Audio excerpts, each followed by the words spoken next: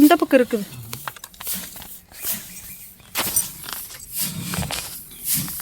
செடி வேர் வெளியிலேயே ஓடி கிடக்குது.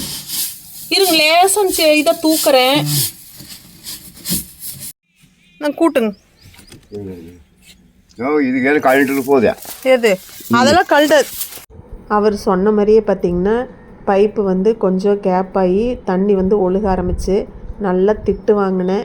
இருந்தாலும் பரவாயில்ல, நம்ம வந்து கவனித்து வந்து இந்த அரசஞ்செடி எடுத்ததுனால தான் பார்த்திங்கன்னா கட்டடத்துக்கு வந்து பாதிப்பு இல்லாமல் இருந்துச்சு. பைப்பு வந்து தண்ணி லீக் ஆனதெல்லாம் ஒரு விஷயமே கிடையாது. அதை சரி பண்ணியாச்சுங்க.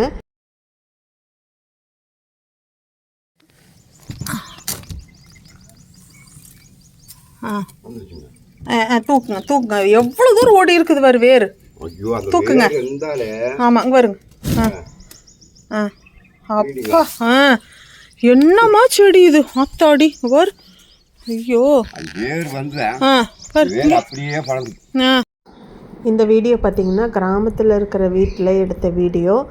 சின்டெக்ஸ் கேன் கடியில் பறவைகளுடைய எச்சத்தின் மூலமாக அரச விதை வந்து விழுந்து அதனுடைய செடி வந்து வளர்ந்துருந்ததுங்க.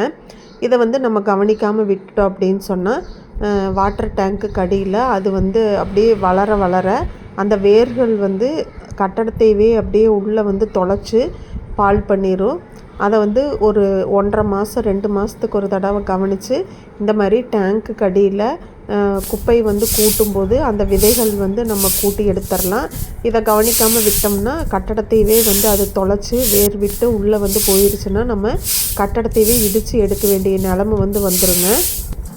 இந்த வீடியோ உங்களுக்கு உபயோகமாக இருக்குன்னு தாங்க எடுத்து போட்டேன். இந்த வீடியோ பிடிச்சோன்னா லைக் பண்ணுங்கள், ஷேர் பண்ணுங்கள், நம்ம சேனலை சப்ஸ்கிரைப் பண்ணிடுங்க. இது மாதிரியான பயனுள்ள வீடியோ பார்க்குறதுக்கு நம்ம சேனலை சப்ஸ்கிரைப் பண்ணி வச்சுக்கோங்க. தேங்க்ஸ் ஃபார் வாட்சிங்.